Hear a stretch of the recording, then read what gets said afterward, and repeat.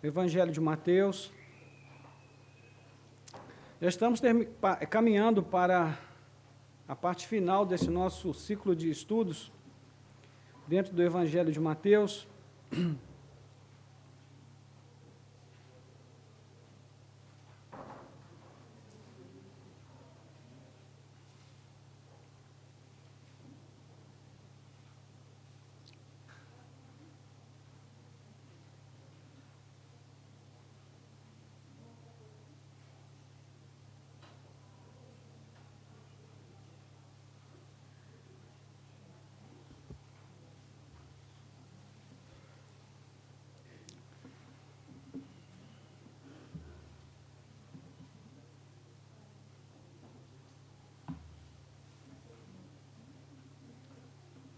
Chegou lá?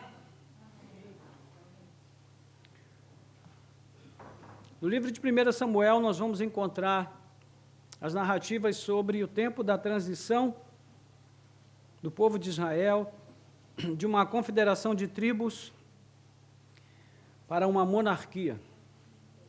Esse era um propósito de Deus que já havia sido estabelecido desde o livro de Deuteronômio, você pode ler depois no capítulo 17, onde o Senhor vai dar instruções acerca do perfil do rei que deveria governar sobre o povo do Senhor. E o Senhor ali coloca uma série de características que esse rei deveria observar. Isso mostra como Deus planejava que o rei de Israel fosse totalmente diferente dos reis das outras nações. Mas quando começa a narrativa de 1 Samuel, logo ali no capítulo 8, o povo pede um rei. Mas como deveria ser esse rei? Qual é o perfil do rei que o povo queria? E ficou muito claro ali, depois você pode ler 1 Samuel capítulo 8, o povo diz que quer um rei conforme os reis das outras nações, que governe sobre eles como os reis das outras nações governam sobre essas nações. Ou seja, o rei que o povo queria não era o rei que Deus queria. E então, nós vamos ver ali como Saul vai ser levantado como um rei, e até o capítulo 11 de 1 Samuel, ele mostra que tem tudo para ser o rei que certamente faria a vontade de Deus. Mas tão logo ele tem alcançado um tempo de glória como rei, ele perdeu o seu temor a Deus. Entrou num caminho totalmente diferente daquele que o Senhor havia planejado para ele, e acabou se tornando, de fato, um rei igualzinho aos reis das outras nações. Corrompido, perverso, mau, ciumento, arrogante, a ponto de o Espírito de Deus ser tirado dele.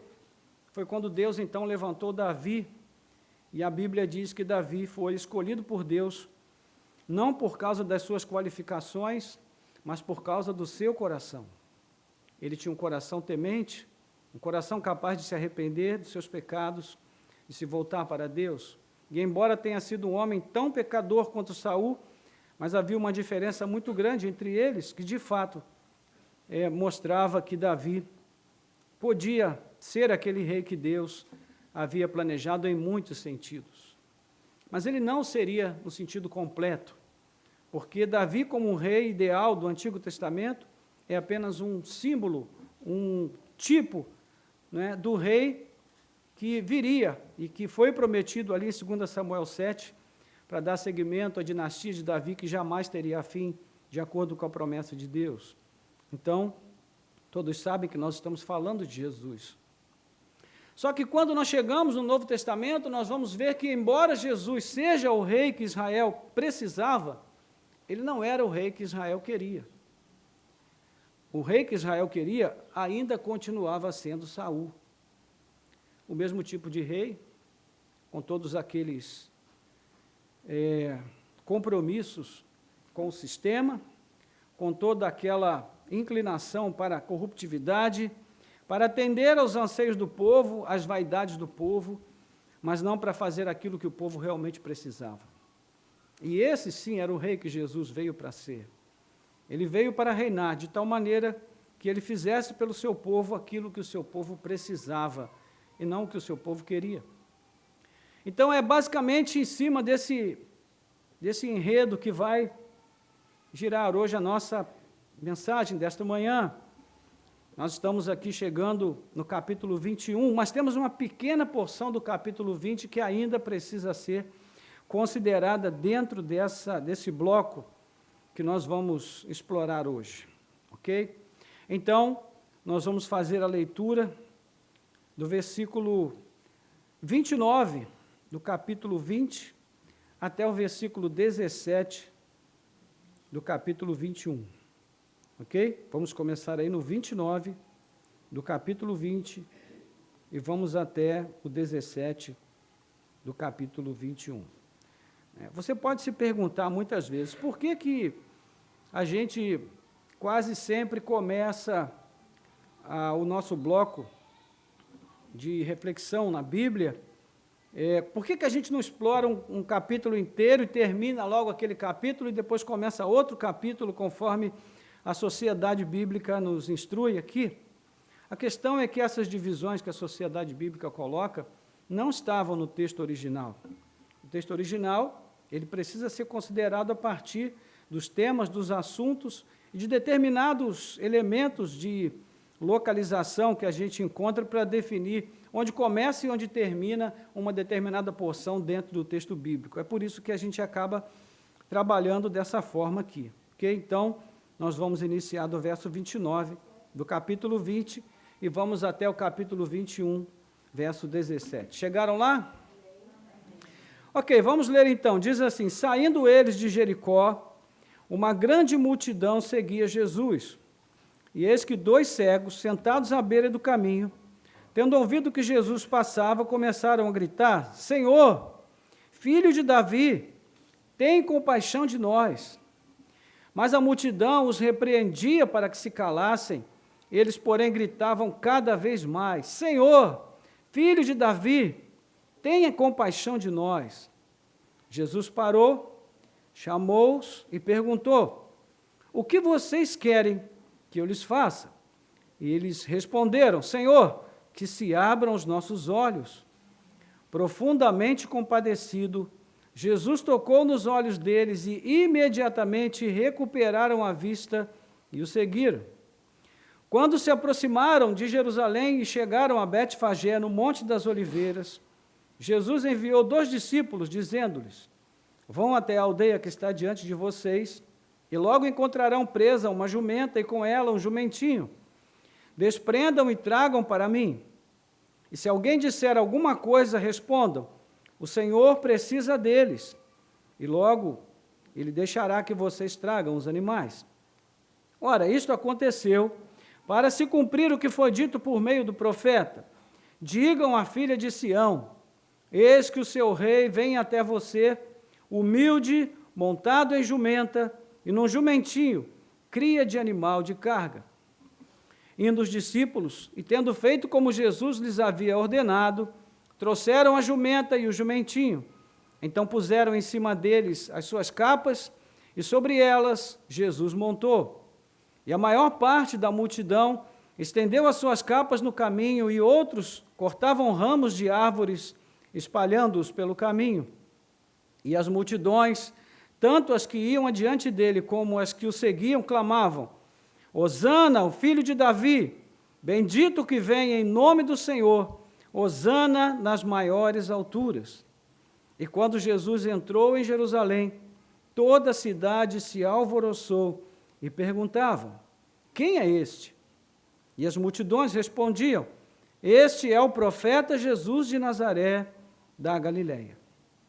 Jesus entrou no templo e expulsou todos os que ali vendiam e compravam, derrubou as mesas dos cambistas e as cadeiras dos que vendiam pombas, e disse-lhes: está escrito, a minha casa será chamada casa de oração, mas vocês estão fazendo dela um covil de salteadores. Cegos e coxos se aproximaram de Jesus no templo e ele os curou.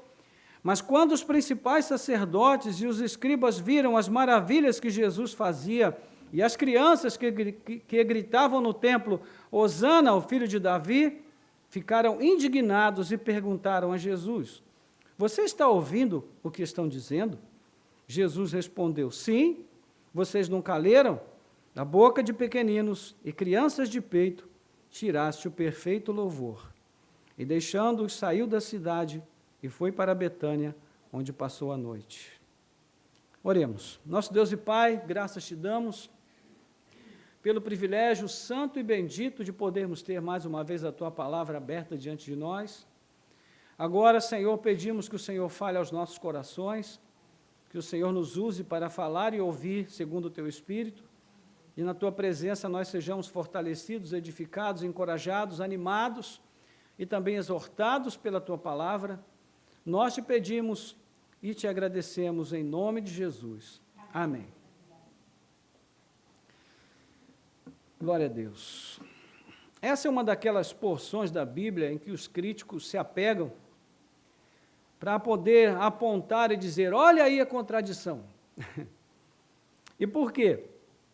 Porque existe um detalhe aqui que é facilmente explicável, que diz respeito a como esses mesmos episódios, especialmente o início aqui da cura dos cegos, vai ser narrada pelos 3 evangelistas, que a gente chama de evangelhos sinóticos, Mateus, Marcos e Lucas.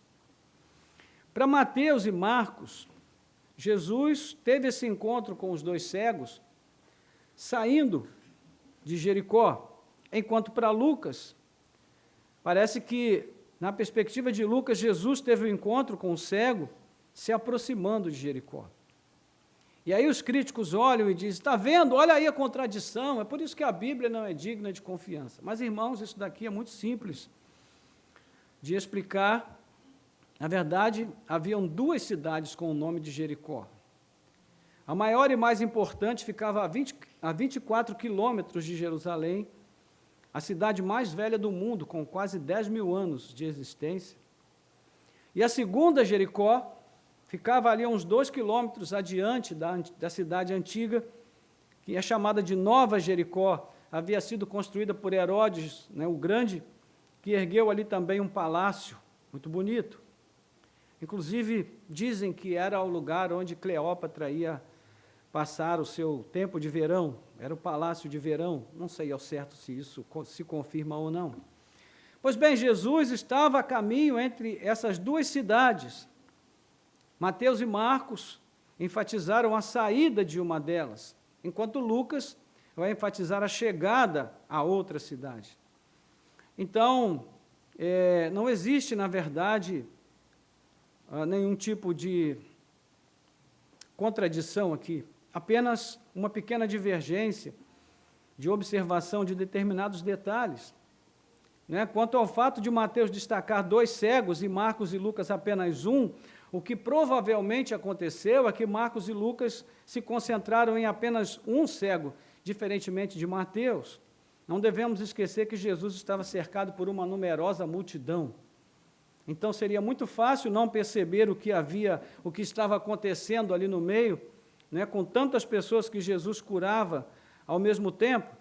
Mas essas diferenças mínimas não configuram contradição. Na verdade, trata-se apenas de pequenas nuances dentro da cronologia e também da observação dos eventos, algo que era muito comum quando se trata de relatos que foram registrados algum tempo após o fato, porque os evangelistas não estavam ali com um bloquinho tomando nota de tudo enquanto acontecia, eles estavam simplesmente vivendo a situação e muito tempo depois é que eles foram escrever as suas memórias em relação àquilo que haviam observado na sua jornada com Jesus. O importante aqui é saber que Jesus estava subindo a Jerusalém, e ao subir ele foi abordado por 2 cegos que clamavam por socorro. Isso aqui não é só mais uma história de cura, como em todos os outros casos em que Jesus vai curar, sempre há algo a ser aprendido nesses eventos. E também não é a primeira vez que Mateus narra um episódio envolvendo 2 cegos. Nós passamos aqui pelo capítulo 9, e nós vimos ali um episódio muito semelhante em vários aspectos.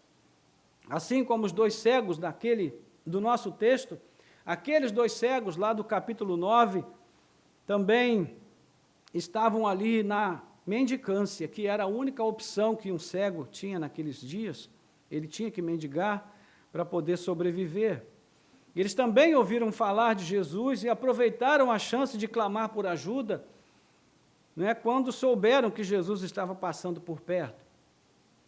Mas o que há de realmente especial em termos de semelhança e que nos ajuda a compreender o significado do nosso texto é a maneira como, nos dois casos, os cegos se referem a Jesus.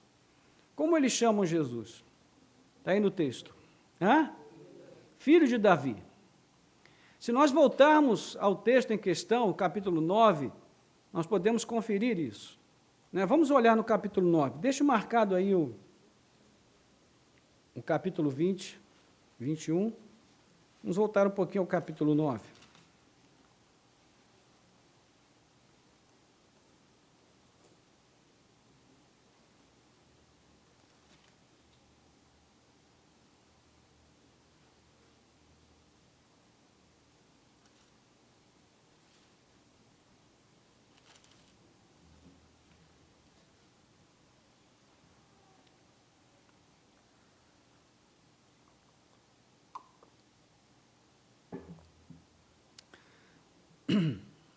Veja aí o que diz o verso 27 e 28. Saindo Jesus dali, 2 cegos o seguiram, gritando: tenha compaixão de nós, filhos de Davi. Quando ele entrou em casa, os cegos se aproximaram e Jesus lhes perguntou: vocês creem que eu posso fazer isso? E eles responderam: sim, Senhor. Agora eu chamo a sua atenção para algo que é intrigante aqui, né, que é a diferença da reação de Jesus de um episódio para o outro. Qual é a reação que ele tem no primeiro caso? Veja, os cegos começam a clamar no verso 27, tenha compaixão de nós, filho de Davi. Mas a questão é, Jesus parou para atendê-los? Sim ou não? Não. Ele seguiu e deixou que eles viessem clamando atrás dele. Quando é que foi que ele parou para atendê-los, na verdade? Quando ele entrou em casa, não é isso? Que o texto vai dizer? Foi quando ele entrou em casa. Ou seja, Jesus entendeu que os cegos estavam falando com ele, quando disseram a frase filho de Davi, né? Ou seja, ele se reconheceu como filho de Davi, mas ele fez isso apenas diante de poucas testemunhas, quando entrou em casa. Agora veja aí o nosso texto, voltando lá ao capítulo 20. Os cegos, de novo, né, vieram clamar a Jesus, estavam à beira do caminho. E aí, diz o verso 29, 30, que eles clamaram: Senhor, filho de Davi, tenha compaixão de nós. Mas a multidão os repreendia para que se calassem, e eles, porém, gritavam cada vez mais: Senhor, filho de Davi, tenha compaixão de nós. O que Jesus faz? Ele parou e os chamou para perto deles e perguntou: o que vocês querem que eu lhes faça? Há uma diferença aqui. Da maneira como Jesus atende a primeira dupla de cegos e como ele atende a segunda dupla de cegos. No primeiro caso, ele não para, ele segue em frente. Mas no segundo caso, ele para. De novo admitindo que sabe que os cegos estão falando com ele. Ele é o filho de Davi. Ou seja, de novo ele se reconhece como filho de Davi, mas agora ele faz isso secretamente ou publicamente? Publicamente. Por quê? Porque no primeiro caso, Jesus ainda desejava manter o segredo messiânico. Era importante, porque não havia chegado a hora de ele se revelar ou de se expor com a sua verdadeira identidade ao mundo. Era necessário, naquele momento, que não houvesse publicidade sobre quem ele era, né, especialmente para que ele pudesse dar seguimento à sua missão. Ele é o rei prometido, ele sabe disso, mas ele ainda não desejava que todos entendessem e soubessem, porque caso isso acontecesse, a sua missão seria interrompida naquele momento. Mas agora não, havia chegado o momento em que ele deveria se revelar a todos. Não importava mais evitar o assédio do povo, não importava mais se preocupar com o confronto com as autoridades religiosas. Na verdade, esse era o momento oportuno para que tudo isso acontecesse e a tensão escalasse até o ponto da crucificação de Jesus. Esse era o propósito. E diante dessa perspectiva mais abrangente, o encontro com os dois cegos do nosso texto, ele vai se revestir de um simbolismo profundamente importante e significativo. Isso pode ser observado pelo menos de 4 maneiras. A primeira, nós vamos ver ali os dois cegos que eles estão onde? À beira do caminho. Uma frase curta, mas que descreve perfeitamente a condição daqueles dois homens. E viviam à margem, alienados da sociedade, de uma vida digna, mas, acima de tudo, alienados de Deus. E é uma descrição vívida do quê? Da condição humana natural. O ser humano natural é cego, alienado de Deus, alienado até de si mesmo. É a descrição também da condição dos líderes religiosos daqueles dias, e foi para essas pessoas que Jesus veio. Amém? Segunda questão importante, que quando eles ouviram falar de Jesus, eles se puseram a clamar por socorro, mas a multidão que seguia Jesus faz o quê? Os repreende. Tenta silenciar o seu clamor, mas eles gritavam cada vez mais alto: Jesus, filho de Davi, tem compaixão de nós. Uma voz na multidão, gritando, suplicando. Na maioria das vezes, o que se destaca aqui é o exemplo de perseverança desses dois cegos, e realmente é um belo exemplo. Mas o que deve chamar mesmo a nossa atenção neste momento é a maneira como Cristo se mostra para eles, a sua única esperança. Eles clamaram como se, uma vez que aquele dia se perdesse, nunca mais eles teriam outra oportunidade. Então, eles estão clamando como quem está olhando para a sua única esperança de solução, razão pela qual nada deve embaraçar o caminho deles até Jesus. E esta deveria ser também a forma como a humanidade enxerga Jesus. Nós deveríamos enxergar cada oportunidade de nos render a Cristo como a última oportunidade que nós temos.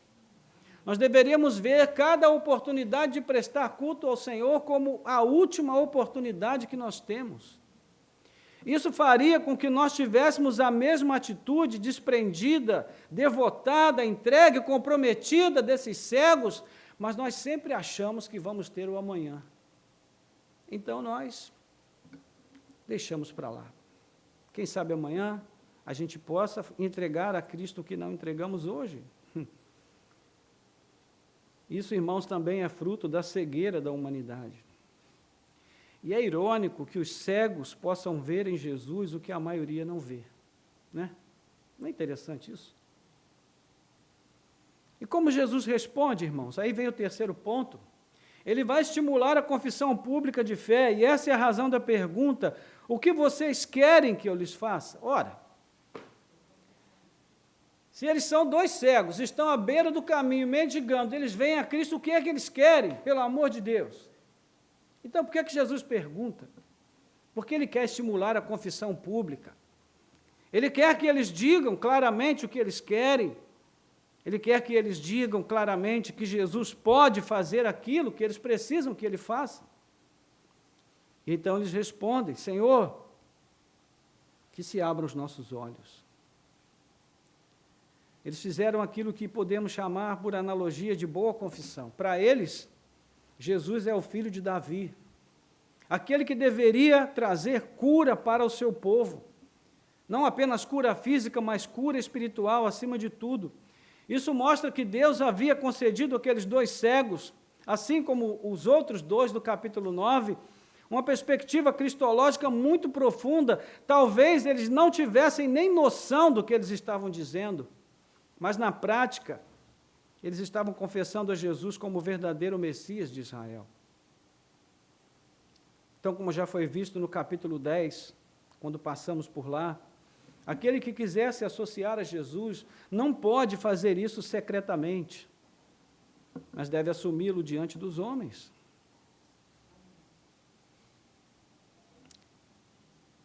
Quando eu me converti, a igreja que eu frequentava, eu tinha que passar pelo centro da cidade para ir à igreja. E eu tinha muitos amigos da velha vida que circulavam pela cidade no horário em que eu tinha que ir para o culto. Então, no início da minha caminhada, o que eu fazia? Enrolava minha Bíblia num plástico preto, né? Colocava ali, ia para a igreja, encontrava o pessoal falava comigo. Eu nunca dizia que ia para a igreja, porque eu tinha vergonha. E demorou para eu assumir a minha vida com Cristo, demorou para eu entender. Embora tenha sido essa palavra da minha conversão, ela ainda não havia sido feita palavra viva no meu coração. Então, só o dia em que realmente Cristo me mostrou quanto significava aquela minha falta de coragem é que realmente tomei uma atitude. Então, irmãos, aquele que quiser vir a Cristo deve fazer isso publicamente. Deve assumir publicamente a sua fé e o seu compromisso com Jesus, porque, como nós vimos no capítulo 10, aquele que se envergonhar do Filho do Homem, o Filho do Homem também se envergonhará dele no dia da consumação do reino. Não é?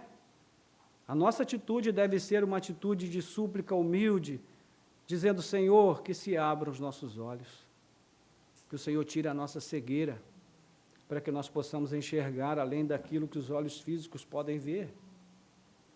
E o quarto ponto, é interessante perceber como se fecha o ciclo desse encontro com os dois cegos, com uma mudança total na sua condição inicial, porque ambos foram curados, foram agraciados pela compaixão de Jesus. Versículo 34 diz que Jesus, profundamente compadecido, tocou nos olhos deles. Você sabe por que Cristo espera um comprometimento total da nossa vida com Ele? Porque Ele se compromete totalmente conosco. Veja, eram apenas dois cegos, mas o texto diz que Jesus ficou profundamente compadecido com eles. O texto poderia ter dito assim, Jesus superficialmente estendeu a mão e eles foram curados. Isso aconteceria mesmo, porque Jesus não precisava fazer nada de extraordinário para que alguém fosse curado. Mas por que o texto destaca que Jesus estava profundamente compadecido? Para mostrar a maneira como como Ele se relaciona conosco. Ele se relaciona conosco de uma forma comprometida, irmãos. É por isso que nós também precisamos nos comprometer com Ele, porque é o mínimo que nós podemos fazer, devolver aquilo que Ele faz por nós. A maneira como Ele se relaciona conosco deve ser também a maneira como nós nos relacionamos com Ele. No início, esses dois cegos se encontravam como? Onde eles estavam mesmo? À beira do caminho. Agora veja qual é a sua condição final. Versículo 34, segunda parte. Imediatamente recuperaram a vista e o seguiram. Ou seja, eles que estavam lá na frente, lá atrás, à beira do caminho, agora eles estão no caminho. Eles estão a caminho com Jesus. E é essa mudança que Jesus quer operar na vida de cada cego deste mundo. Tirar essa pessoa da alienação de Deus, provocada pela cegueira espiritual, e levá-la à condição de filho de Deus. Tirá-lo da beira do caminho e levá-lo ao caminho com Cristo. Há muitas pessoas que vão à igreja, recebem cura, recebem benefícios, muitos benefícios, mas continuam à beira do caminho. Não entram no caminho com Cristo. E sabe por quê? Porque elas sabem para onde o caminho com Cristo vai levar. Para a cruz. Mas a maioria não quer a cruz. O evangelho da cruz não faz sucesso, não enche igreja. O evangelho da cruz não traz status, não torna ninguém uma celebridade pop. Então, poucas pessoas querem deixar a beira do caminho e entrarem no caminho com Cristo. É muito significativo que, sendo este evangelho aquele no qual o autor mais se empenha em mostrar que Jesus é o descendente de Davi prometido, Apenas as pessoas marginalizadas conseguem identificá-lo como tal, em caráter mais imediato, e conseguem se comprometer com ele nesse nível. Isso mostra duas coisas, irmãos. Primeiro, que a fé não conhece barreiras. A fé não conhece barreiras. Jesus veio para aquele que crê. Foi isso que Pedro disse lá no capítulo 2 de Atos, na sua primeira pregação. Ele veio para os que creem. Os dons de Cristo são para os que creem. Ele não estabelece nacionalidade, ele não estabelece nenhum tipo de critério que possa colocar barreiras à fé. A segunda coisa que fica também clara aqui é que Cristo se revela a quem Ele quer. A quem Ele quer. Então, as pessoas que declaram primeiro que Jesus é o filho de Davi no Evangelho de Mateus são os marginalizados, são os cegos, os párias, os indignos, os impuros, a mulher cananita, os cananeus que são equiparados aos cães pelos judeus. Essa mulher também reconheceu que Jesus é o filho de Davi. Mas, nos eventos que se seguem, isso está para mudar. E nós vamos ver isso aí a partir do capítulo 21, versos 1 a 7. Diz que quando se aproximaram de Jerusalém e chegaram a Betfagé, o Monte das Oliveiras, Jesus enviou 2 discípulos, dizendo: vão até a aldeia que está diante de vocês, e logo encontrarão presa uma jumenta e com ela um jumentinho.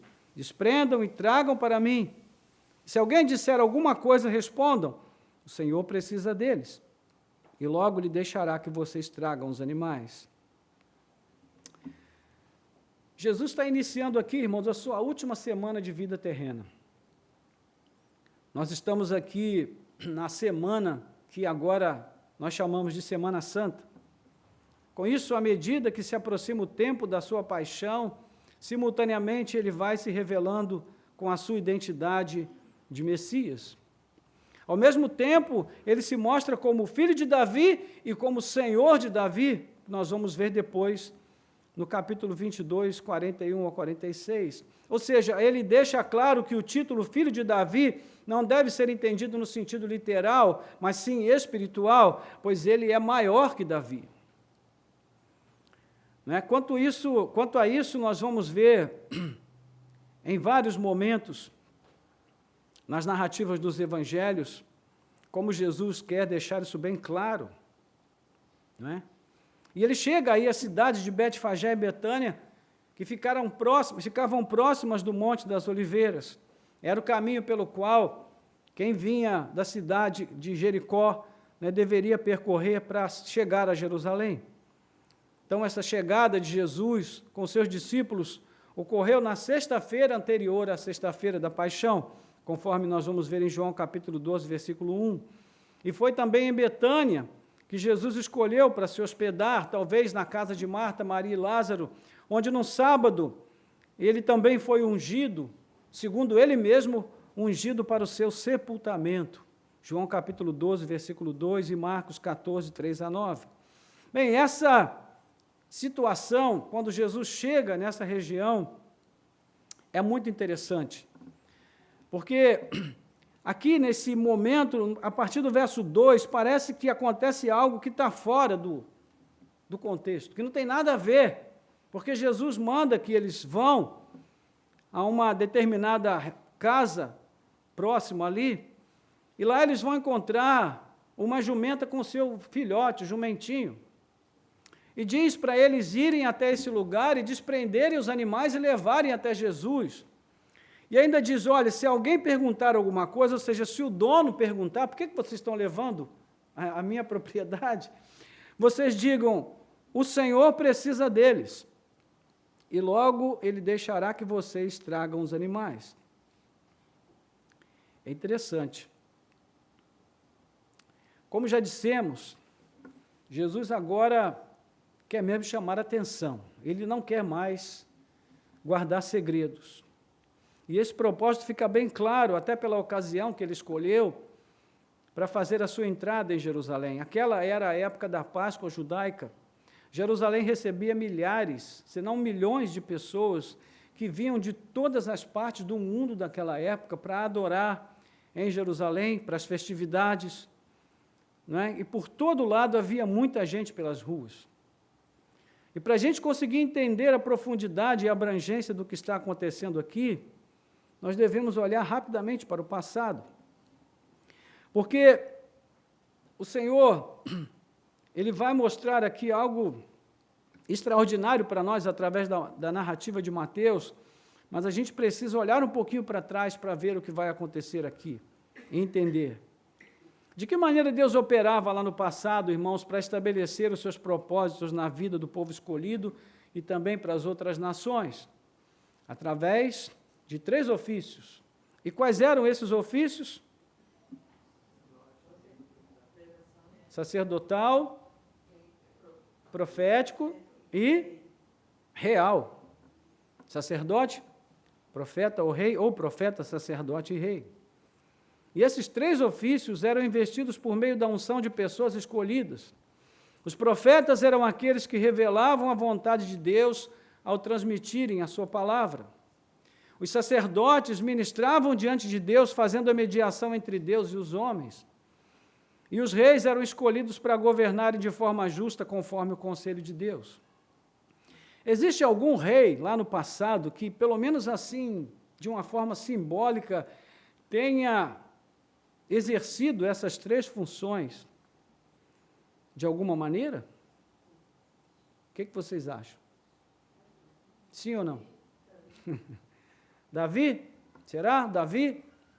Então, Davi, ele foi ungido rei, mas ele também era profeta, né? Quem vai dizer que ele era profeta? Pedro, lá na pregação, do capítulo 2 de Atos, diz que Davi era profeta. Mas ele também chegou a exercer algum tipo de papel na linha sacerdotal? De certo modo, sim. Porque quando ele vai até o templo, né, e pede ao sacerdote Ameleque que lhe dê alguma coisa para comer, o sacerdote diz, só temos os pães da presença. E quem podia comer daqueles pães? Só os sacerdotes. Então, certo seria ele negar os pães a Davi, não é verdade? Mas ele negou? Não. Ele deu os pães, e Davi comeu, não só ele, como também os seus homens. Então, isso mostra que, de certa maneira, nós podemos observar na pessoa de Davi esses aspectos, né, dentro dos 3 ofícios do Antigo Testamento. Embora Davi não tenha oficiado como sacerdote, mas, de certo modo, ele teve essa perspectiva também na sua vida. Pois bem, esses ofícios foram revelados no passado, irmãos, como sombras, ou como ilustração da obra do Filho de Deus que seria trazido ao mundo na plenitude dos tempos. Embora eles tenham sido revelados no tempo, certamente eles foram decretados por Deus antes da fundação do mundo, com esse fim determinado. Mas o que é que tudo isso tem a ver com o nosso texto? Bem, na verdade tem tudo a ver, né? Porque se olharmos um pouquinho além da superfície, nós veremos o texto revelar aqui esses 3 ofícios de Cristo: profético, sacerdotal e real. Essa não seria uma proclamação apenas aos habitantes de Jerusalém ou arredores, mas às várias partes do mundo que estavam ali representadas pelas pessoas que estavam em Jerusalém. Primeiro, por que Jesus envia os discípulos para buscar uma jumenta com o seu filhote? Mateus vai responder essa pergunta. Versículo 4. Ora, isto aconteceu para se cumprir o que foi dito por meio do profeta. Digam à filha de Sião, eis que o seu rei vem até você, humilde, montado em jumenta e no jumentinho, cria de animal de carga. Essas palavras pertencem a quem? Ao profeta Zacarias. E se nós formos a Zacarias no capítulo 9, depois você pode conferir, você vai entender essa relação. Do que é que trata esse livro profético? Basicamente, Zacarias vai encorajar a comunidade pós-exílica e os seus líderes, né, a fim de que eles reconstruam o templo. O pessoal que está estudando o CCB1 deve se lembrar que esse foi o assunto de Esdras e Neemias, né? Quem está fazendo o CIEB também deve se lembrar disso, porque leu os 2 livros recentemente. Então, esses 2 profetas foram levantados por Deus naquele momento para encorajar o povo e os líderes a reconstruírem o templo de Jerusalém. Mas o livro também tem oráculos, que são poemas sobre o futuro rei messiânico.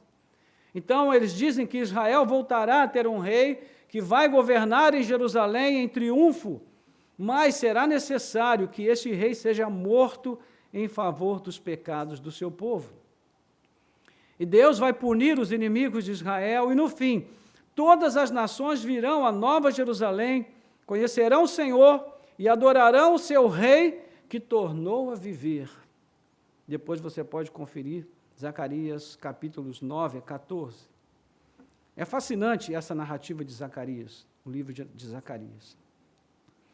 O que Mateus está nos dizendo, então, é que essa ação de Jesus, aparentemente desconectada com o texto, tem um objetivo muito importante, irmãos. E qual é? Despertar na mente dos judeus a lembrança da antiga promessa de Zacarias.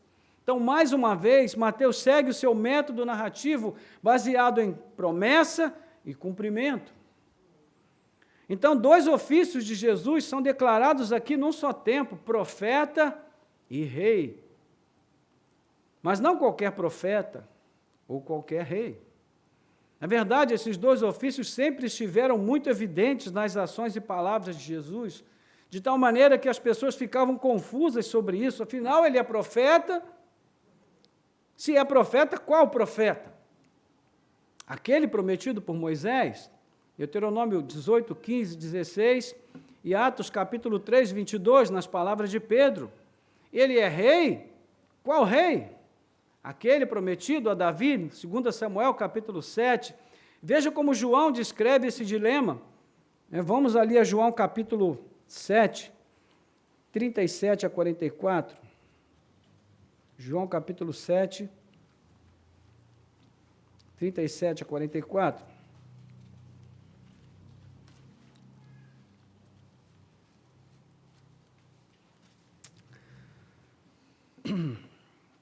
No último dia, o grande dia da festa, Jesus se levantou e disse em voz alta: se alguém tem sede, venha a mim e beba.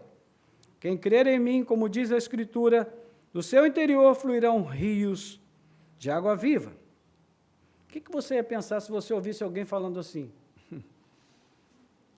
É chocante, né? Se alguém tem sede, venha a mim e beba. Como assim?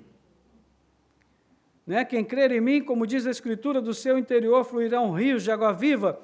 Quem foi que prometeu rios de água viva mesmo, hein? Ezequiel, quando ele vai falar do templo da Nova Jerusalém, e ele vai dizer, né, que do templo novo da Nova Jerusalém fluirão rios de água viva. Versículo 39, isso ele disse a respeito do Espírito que os que nele crescem haviam de receber, pois o Espírito até aquele momento não tinha sido dado, porque Jesus ainda não havia sido glorificado. Quando ouviram essas palavras, alguns do meio do povo diziam: este é verdadeiramente o profeta, mas outros diziam: ele é o Cristo. Outros, porém, perguntavam: por acaso o Cristo virá da Galileia? Não diz a Escritura que o Cristo vem da descendência de Davi e da aldeia de Belém, de onde Davi também era? Assim houve divisão entre o povo por causa dele. Alguns queriam prendê-lo, mas ninguém lhe pôs as mãos. Percebe aqui, então, a confusão que havia no meio do povo? Afinal, quem é Jesus? Na verdade, a solução é simples, porque ele é tanto profeta, como também ele é rei. Ele é o profeta prometido por Moisés, mas também é o rei prometido a Davi. Então, quando Jesus requisita os animais por empréstimo, né, diga-se de passagem, ele o faz como um verdadeiro rei, que tem direitos sobre as vidas e propriedades dos seus súditos. E essa é uma questão importante para nós. Por quê? Nós vivemos na era do materialismo, onde as pessoas são apaixonadas pelo que elas têm, muito mais do que o jovem rico. Onde elas são apegadas à vida como se essa forma de existência fosse a última coisa que a gente tem para viver e a melhor. Mas a Bíblia diz que não é. E ela mostra que na nossa relação com Cristo, meus irmãos, nós precisamos ter essa mesma disponibilidade de tê-lo como Senhor das nossas vidas e de tudo aquilo que nós temos, porque não há nada que é nosso, não existe nada que seja nosso, nós não temos nada aqui. O que nós estamos fazendo aqui é apenas usar como mordomos aquilo que Cristo nos permitiu usar, mas tudo pertence a Ele. A Bíblia diz isso, que tudo pertence a Ele, tudo foi feito por Ele, por meio dEle e para Ele. Sem Ele, nada do que foi feito se fez. Colossenses capítulo 1, a partir do verso 13, vai dizer que tudo converge para Cristo. Paulo, no capítulo 15 de 1 Coríntios, diz que ele está sentado no trono, aguardando que tudo e todos sejam postos por estrado dos seus pés. Mas a gente, às vezes, age como se nós fôssemos os verdadeiros donos da nossa vida e do que nós temos. Mas nós não podemos ter dois donos. Jesus disse isso, ninguém pode servir a Deus e às riquezas. Temos que fazer uma escolha. Ou Cristo é Senhor de tudo que nós somos e temos, ou Ele não é o nosso Senhor. Né? Esse é o ponto principal aqui. Essa é a questão que está sobre a mesa. Mas não apenas isso. Quando Jesus entra em Jerusalém daquela forma, ele também realiza uma dramatização profética que aponta para a profecia de Zacarias. E com isso ele está dizendo, eu sou o rei, sou eu estou subindo a Jerusalém para cumprir cabalmente a profecia que foi dita lá atrás. Eu estou indo para entregar a minha vida e tirar os pecados do meu povo,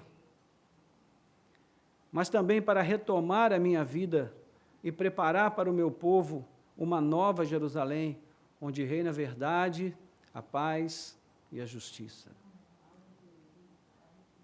O pastor está ferido, o rei será morto, é o que diz Zacarias, mas o pecado, o grande inimigo do povo escolhido, será derrotado de uma vez por todas. Mas como é que as multidões reagiram a tudo isso, irmãos? É o que nós vamos ver aí nos versos seguintes.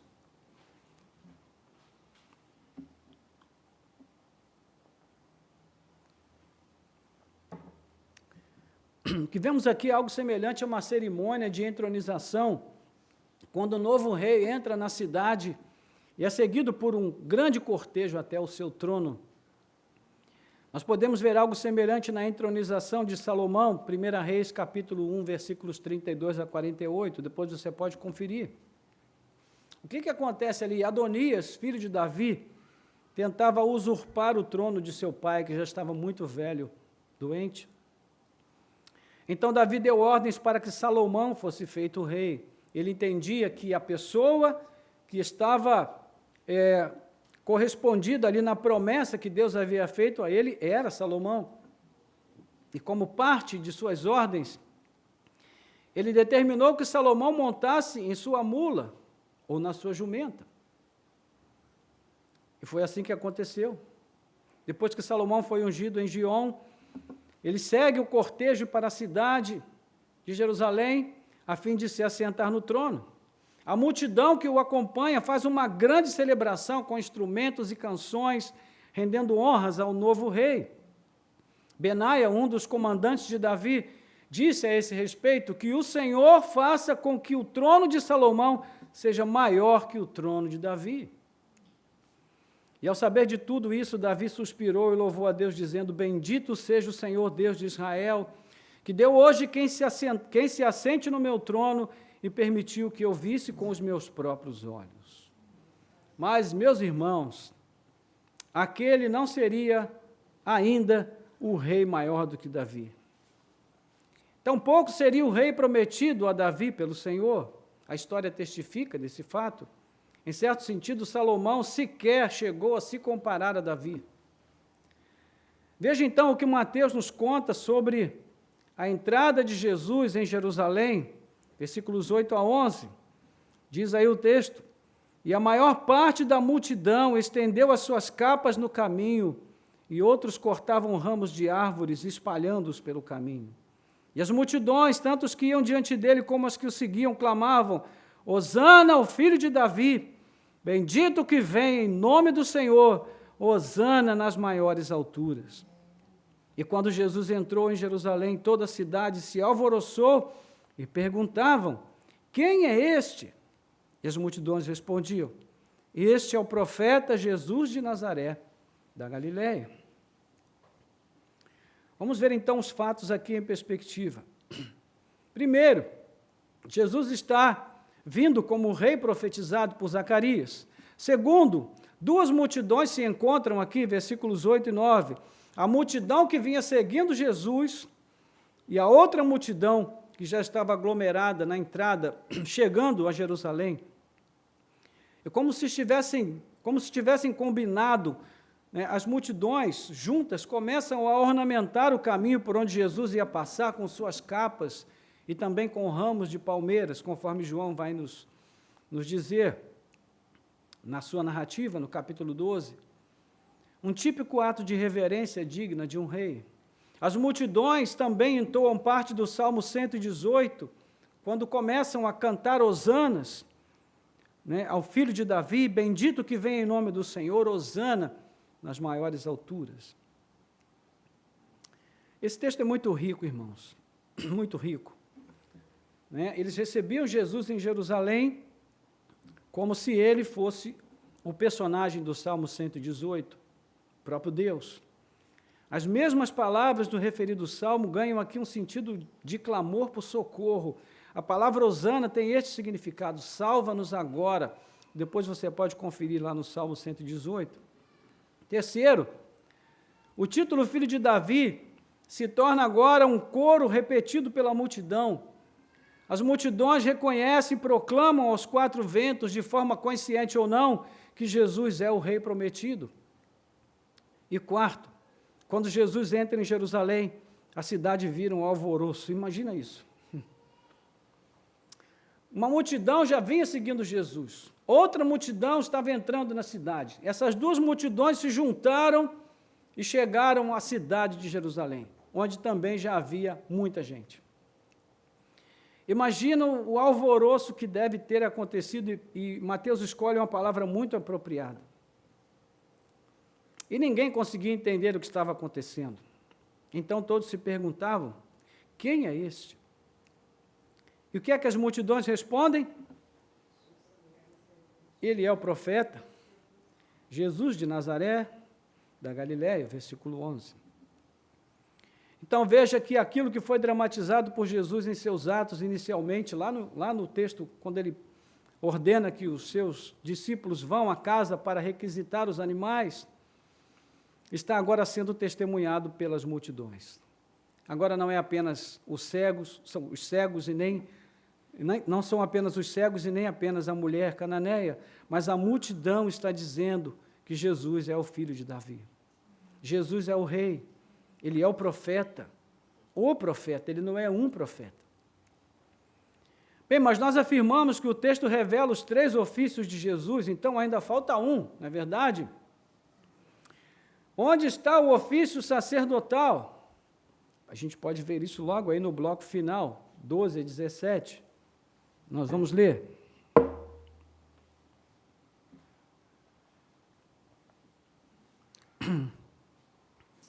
Jesus entrou no templo.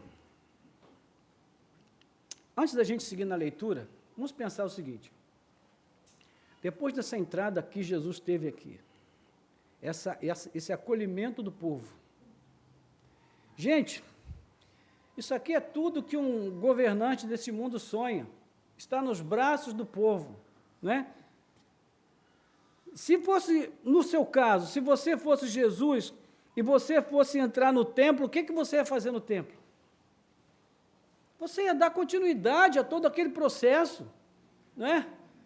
Pessoal, cheguei, hein? Sou aquele lá que vocês vinham trazendo, então vamos continuar aqui a nossa festa, porque eu vou lançar a minha plataforma política. Apesar de que o templo não é lugar para isso, né, irmãos? A gente sabe que não é, né? Ainda bem que isso não acontece nos nossos dias, essa coisa de fazer política dentro da igreja. Graças a Deus por isso, né? Uma pontinha de ironia só para a gente quebrar aqui o gelo. Mas, enfim, seguindo aqui. O que Jesus faz, irmãos? depois de ele estar no topo do Ibope, o que ele faz? Ele entra no templo e expulsa todo mundo que está ali. Jesus parece que não gosta mesmo de fama, né? Ele não é muito chegado a essa coisa de celebridade. Ele jogou tudo por terra, tudo que havia sido construído ali. Jogou tudo fora. Ele entra no templo e expulsa todos os que ali vendiam e compravam. Derrubou as mesas dos cambistas, as cadeiras dos que vendiam pombas, e disse-lhes: está escrito, a minha casa será chamada casa de oração, mas vocês estão fazendo dela um covil de salteadores. Ou seja, ele enfiou o dedo na ferida, não só dos líderes de Jerusalém, mas de todo mundo. É muito interessante, irmãos, essa forma como Jesus lida com a fama. Para ele, a fama não significa nada, porque ele sabe muito bem quem é aquele povo que está gritando hosanas ao filho de Davi. Ele sabe. João capítulo 7, que nós lemos, um pouquinho mais à frente, vai dizer que Jesus não se confiava ao que as pessoas diziam, porque ele conhece bem o coração humano. Observe que, assim como no início desse capítulo, ele vai anunciar a que veio, não com palavras, mas com ações. Ele entra no templo como um autêntico sacerdote e começa a purificar o templo. Isso não é um evento aleatório, né, desconectado do que vinha acontecendo antes, mas tem tudo a ver. Não acontece no mesmo dia da entrada triunfal, né, esse evento aqui vai acontecer lá pela segunda-feira. E de que maneira Jesus, então, vai purificar o templo, mostrando qual é o verdadeiro propósito do templo? Quando eu li essa passagem pela primeira vez, eu fiquei surpreso com a ação agressiva de Jesus, porque eu tinha sido ensinado desde garoto que Jesus é amor, só amor. Não é? Aqueles quadros, lembra daqueles quadros que a gente tinha de Jesus loiro, olhos azuis, aquela cutis, assim bem maquiada, né? Bochecha vermelhinha. Foi esse Jesus que eu aprendi a identificar como Cristo desde a minha infância. E agora eu vejo esse Jesus derrubando mesas, expulsando todo mundo, fazendo um estrago no templo. E João acrescenta que ele fez isso com um chicote de cordas na mão. Confira depois em João 2, versículo 15. Meu Deus, é esse Jesus amor? Sim, ele é amor. De fato, ele é todo amor. Mas ele também é todo justiça e todo verdade. É a palavra de Deus encarnada. Qual é a razão dessa ação tão extrema de Jesus, irmãos? A questão é que Jesus fazia aqui em ações o equivalente ao que Jeremias fez em palavras no templo da sua profecia. Lá no capítulo 7, ele vai confrontar a falsa religiosidade de Israel. Ele fica na porta da igreja, o povo vai chegando, ele diz assim: vocês acham que vocês vão ser livrados da perdição porque vocês estão aqui fazendo essa religião que não tem substância? Vocês acham que com essa hipocrisia de vocês vão para o céu? Claro que ele não falava isso, tá? Eu estou só usando aqui uma palavra mais próxima de nós. Imagine isso, você chegando para o culto e o profeta na porta da igreja te chamar ali e falar com você: ó, escuta, vem aqui, vamos conversar. É o que Jesus está fazendo aqui, irmãos. A intensidade dos seus atos expressa o tamanho da insatisfação de Deus pelo que acontecia ali na área do templo. O templo foi criado segundo o propósito de Deus. Essa ideia que muita gente tem de que o templo é a ideia do homem. Essa coisa de templo é a ideia do homem. Nós não precisamos de templo, nós não precisamos de igreja, podemos ser crentes por nossa própria conta dentro de casa. Isso, meus irmãos, isso é conversa do diabo. Porque o templo é um propósito de Deus. Não para que a própria construção tenha significado em si, mas para que ali seja o lugar onde o povo se reúne para adorar a Deus. E onde Deus tem um encontro marcado com o seu povo que se reúne em seu nome. Mas aquele deveria ser um lugar de encontro com a presença de Deus, um lugar de adoração legítima, um lugar de cura, de renovo, de refrigério, mas também deveria ser um lugar de reverência, de santidade, de verdade, de honestidade, de justiça, de dignidade. E no que é que ele se tornou, nas mãos de homens maus? Um lugar de comércio, de exploração da boa-fé, de exclusão do pobre, do aleijado, de exclusão das viúvas, de exclusão do próprio Deus. Nem Deus tinha mais acesso àquele lugar. O que acontecia no Templo de Jerusalém, irmãos? É que a cidade recebia visitantes de toda parte. E eles vinham para as celebrações da Páscoa. Qual o seu objetivo principal? Era visitar o templo e oferecer sacrifícios. E para os padrões da época, o templo de Herodes era uma construção magnífica, um verdadeiro ponto turístico. A festa da Páscoa, por sua vez, era o acontecimento do ano, mas talvez o simples fato de ver o templo de perto já satisfaria a maioria dos peregrinos. Muitos dos que vinham a Jerusalém traziam produtos com o fim de vender quando iam ao templo, montavam ali as suas barracas, não é? E todos aqueles que desejavam oferecer sacrifício precisavam comprar animais em Jerusalém. E onde eles comprariam isso? Na área do templo. E tinha de tudo ali. Com isso se formou um comércio intenso. Os saduceus criaram um sistema de vendas de animais e troca de moedas, porque os animais só podiam ser comprados com as moedas dos judeus. Muito conveniente, né? E por isso ali também haviam os cambistas. Você acha que cambista só tem na porta do Maracanã? Não, no Templo de Jerusalém também tinha.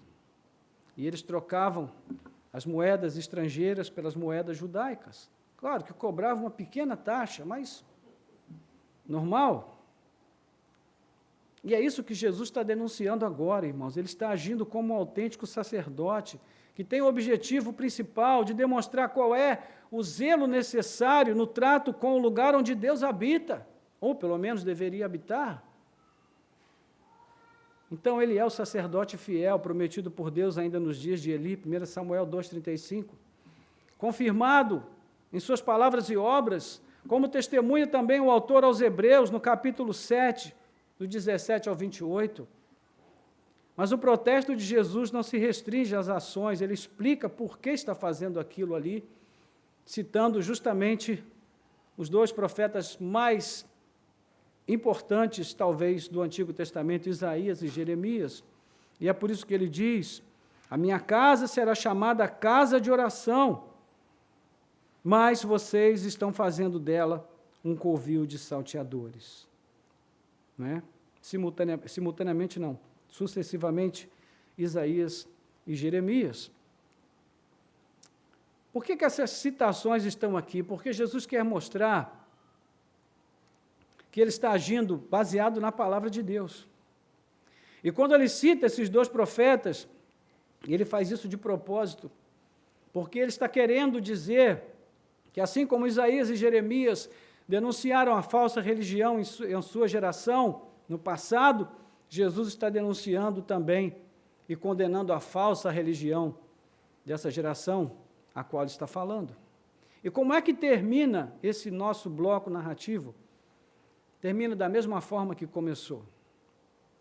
Nós vemos aí, versículos 14 a 17.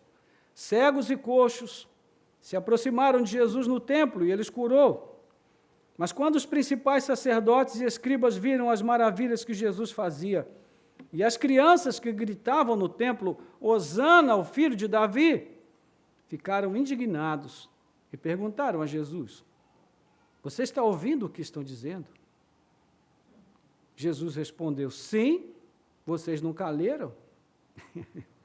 Essa era a pior pergunta que se podia fazer para o mestre da lei, não é? Você nunca leu? Imagine isso.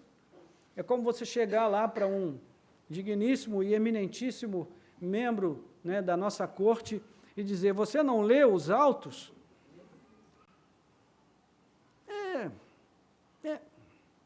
Deixa para lá. Enfim, da boca dos pequeninos e crianças de peito tiraste o perfeito louvor. Interessante, né? Jesus está citando o Salmo 8. E é interessante que a gente percebe aqui, irmãos, que todos os elementos do início estão presentes nesse texto. Nós temos aqui, de novo, cegos e coxos sendo curados. Nós temos as crianças gritando, assim como os cegos gritavam no início, hosanas ao filho de Davi. Nós temos aqui pessoas querendo calar a voz das crianças, assim como quiseram calar a voz dos cegos no início, quando eles dizem, você não está ouvindo o que eles estão falando, não? Ou seja, manda essas crianças se calarem, porque o que eles estão dizendo é um absurdo. Mas, ao invés disso, Jesus reage como? Fortalecendo o que as crianças estão dizendo. Ele pergunta, vocês nunca leram o Salmo 8, não? Versículo 2, que vai dizer o quê? Na boca dos que mamam, e dos pequenos, das crianças, tiraste o perfeito louvor. Então, os judeus conheciam bem este salmo e eles sabiam que era um salmo de louvor a Deus.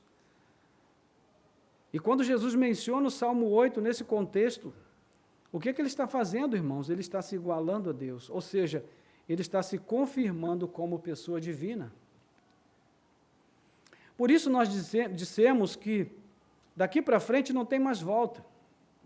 Naquele momento Jesus se retira, mas ele já deixou os líderes religiosos muito irritados, muito irritados. Ele vai voltar ao templo durante toda aquela semana para ensinar, o que vai intensificar a inveja e o ódio das autoridades religiosas contra ele ainda mais.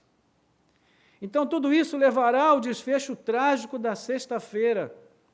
Contudo, é justo nessa tragédia que Jesus irá, de fato, realizar a purificação do seu povo. Aquilo que para a maioria teria sido uma derrota, para Jesus será uma grande vitória. Que ninguém se engane, irmãos. Aquela mesma multidão que o seguia com louvor e ações de graças, confirmando a sua verdadeira identidade como o rei davídico, messiânico, dentro de poucos dias estará gritando, crucifica-o! Crucifica-o! Porque escolheram como seu rei um outro Saul, Barrabás. Barrabás é o nosso rei. Não queremos que este reine sobre nós. Barrabás é o nosso rei. Ele que resolve as coisas rápido, na espada. É um rei assim que nós queremos. O povo é sempre movido por paixões mesquinhas, momentâneas, pequenas. O povo não espera, assim como aquele povo não esperava, e não compreende, assim como aquele povo não compreendia, que o trono do Cristo não estaria em um palácio em Jerusalém, mas no alto do Monte Calvário. O seu trono era a cruz. Tanto é que ele morreu coroado como rei. E o mais extraordinário nesse evento da crucificação é que tudo é feito exatamente conforme o plano de Deus, e todo mundo pensa que está fazendo somente a sua vontade. Como o ser humano é ingênuo, como ele é orgulhoso, e no seu orgulho ele se torna cego, não é? A cura dos 2 cegos, no início do nosso bloco, vai introduzir todos esses acontecimentos que nós vamos ver se desdobrar aqui, como nós vimos, na verdade, se desdobrar. E essa parte do nosso texto, somado à parte final, a parte inicial, na verdade, né, nós vamos ver que existe aqui uma moldura. No início da nossa narrativa, do nosso texto narrativo e no fim, nós temos todos os elementos presentes ali. Mas, acima de tudo, nós temos a questão do reconhecimento de Jesus como filho de Davi, como o rei Messias que deveria vir ao mundo. Nós vemos que nos 2 casos, as pessoas que vivem à margem daquela sociedade foram as primeiras a entender isso, a ver isso, a perceber isso. Né? Os que se julgavam sábios e entendidos não puderam ver. Por outro lado, nós vemos também nessa moldura a tendência daquela sociedade de fazer calar as vozes que exaltavam a Cristo como o verdadeiro Messias de Israel. Então, embora Jesus tenha apresentado aqui, em seus 3 ofícios, as suas credenciais como o verdadeiro Messias, ele tem plena consciência de que este é um caminho sem volta para a cruz. pois o seu próprio povo o rejeitará como rei, como profeta e como sacerdote. E por quê? Bom, não é difícil imaginar, não é? Ele é um rei, sim, mas como ele é um rei? Ele é um rei humilde, que age com justiça e retidão. Ele é um rei que vive como um servo e se entrega em sacrifício. Não é esse o rei que o povo quer. Ele é um profeta, sim, o profeta prometido lá no passado, mas que tipo de profeta? Um que tem um compromisso incondicional com a verdade revelada na palavra de Deus. Um profeta que leva muito a sério aquilo que Deus diz, né? O que o leva também a agir na maior parte do tempo confrontando a falsa religiosidade. Não é esse o profeta que o povo quer. Ele é um sacerdote, sim, ele é o sacerdote, mas é um sacerdote que se oferece como o próprio sacrifício, cujo compromisso é derrotar o verdadeiro inimigo do homem, que é o pecado. Mas o povo não está preocupado com o pecado. O povo está preocupado com o custo de vida, com a cesta básica. O povo está preocupado com o seu trabalho, com o dia a dia, com as suas atribuições. Então deseja apenas a intercessão e a mediação formal, que traga paz momentânea à sua consciência e lhe faça sentir bem com Deus. E se tiver que pagar por isso, vamos pagar. Mas Jesus não está atrás do nosso dinheiro. Jesus não está atrás dos nossos bens. O que Ele quer é o nosso coração. Ele nos quer todo, de todo, e não apenas parcialmente. Meus irmãos, Jesus não é rei para todos. Embora Ele seja o rei de todos, Ele não é rei para todos, porque não são todos que querem Jesus como rei. Você consegue dizer com absoluta convicção que Jesus reina em sua vida, depois do que nós vimos aqui? Será que alguém entre nós consegue dizer com a mais absoluta convicção: Jesus reina na minha vida? Ele é o único rei que ocupa o meu coração. É muito difícil, irmãos, porque nós ainda temos muitas coisas que governam a nossa vida no lugar de Cristo. Nós ainda temos muitas vozes que falam ao nosso coração, além da voz profética de Jesus. Nós ainda temos muitas coisas que são mais importantes para nós do que importa o sacrifício que Cristo fez por nós como nosso sacerdote perfeito, completo. Então, mais uma vez, nós temos a oportunidade de pensar sobre isso, de refletir sobre isso. Não é? Eu gostaria que você curvasse a sua cabeça por um pouco e pensasse sobre essas coisas e pedisse ao Senhor que aplicasse essa palavra ao seu coração.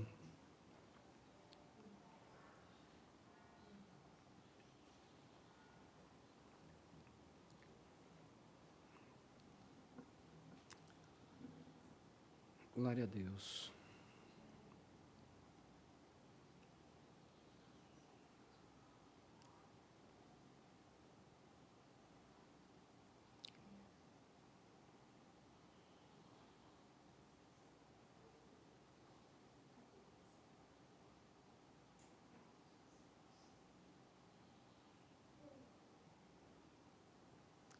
Bendito seja o teu nome, Senhor.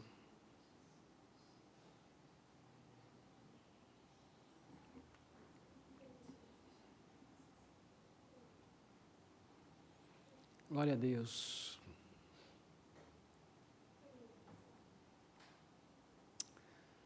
Tu és o príncipe da paz. Tu és o desejado das nações. Só tu tens o bálsamo de cura e o remédio para os nossos corações. Tu és socorro bem presente. Tu és auxílio nas tribulações, só Tu tens palavras de vida e esperança para os nossos corações. Príncipe da paz, reina sobre nós. Reina, reina, toma o teu lugar. Príncipe da paz, reina sobre nós. Reina, reina, toma o teu lugar. Ó Senhor Jesus, nós confessamos, Senhor, nesta manhã, que o Senhor ainda não é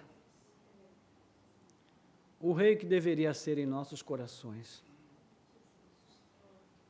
Confessamos, Senhor, que nós ainda temos muitas coisas, ó Pai, que têm tomado o Teu lugar nas nossas vidas.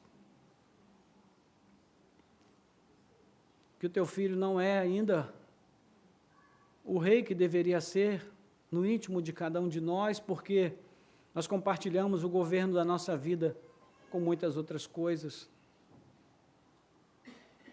Nos apegamos demasiadamente àquilo que nós juntamos neste mundo, aos bens que nós conquistamos, sim, com o suor do nosso rosto, mas nada que o Senhor já não tenha nos dado enquanto dormíamos. Nada que não seja fruto da saúde que o Senhor tem sustentado em nós, do milagre da vida que o Senhor tem repetido na nossa experiência a cada dia que levantamos e abrimos os olhos. Nada que o Senhor mesmo não nos tenha dado pela Tua graça e misericórdia. Perdoa-nos, Senhor, pelas nossas muitas idolatrias.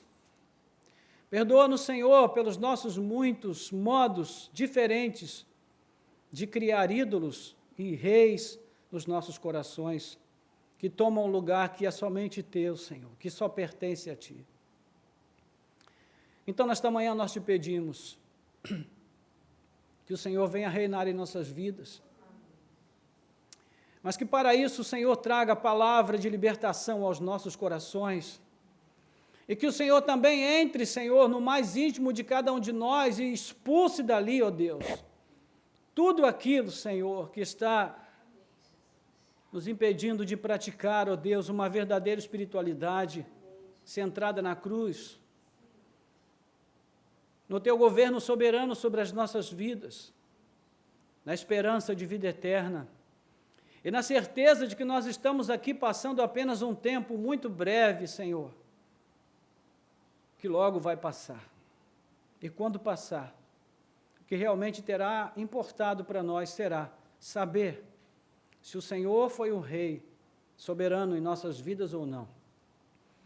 Se a Tua palavra, como profeta do Altíssimo, fez a diferença em nossos corações ou não fez. Se o Teu sacrifício, o Teu ofício sacerdotal por nós, a Tua intercessão diária, que o Senhor sempre está fazendo por nós, surtiu efeito em nossas vidas ou não. Então, Senhor, em nome de Jesus nós Te pedimos, ajuda-nos, Senhor, e opera a libertação nas nossas vidas nesta manhã. Quebra, Senhor, todas as cadeias e os grilhões do nosso coração, da nossa alma, que nos prendem, Senhor, a coisas que nos afastam de Ti, Senhor, que não permitem que o Senhor seja o único Rei soberano em nossos corações, em nossas almas. Ó Senhor, que o Senhor venha esvaziar esse trono e se assentar nele, e que dele o Senhor jamais volte a sair, que nós possamos seguir, ó Deus, na nossa jornada neste mundo, tendo a Jesus como nosso único Senhor e também Salvador. Então nós Te pedimos, Ajuda-nos para que nós possamos alcançar essa meta, esse alvo, porque sem Ti, Senhor, nada podemos fazer. Não podemos fazer promessas, não podemos, Senhor, nos comprometer a fazer nada que dependa única e exclusivamente das nossas forças, porque nós não temos força, Senhor. Nós somos fracos, nós somos inclinados ao pecado e a qualquer coisa que nos agrade, que agrade os nossos olhos, assim como aconteceu com os nossos primeiros pais no início. Então, que o Senhor possa tomar, Senhor, o governo dos nossos corações, e dali o Senhor venha governar as nossas vidas realmente, não por discurso, mas com verdade, não com palavras, mas com atitudes que vão, a cada dia, convencer primeiramente a nós mesmos, de que o Senhor realmente é o único Rei que governa os nossos corações. Nós te pedimos, ó Deus, socorro, ajuda-nos, que se abram os nossos olhos, para que nós possamos ver a verdade, que possamos seguir a verdade, em nome de Jesus. Amém. Louvado seja Deus.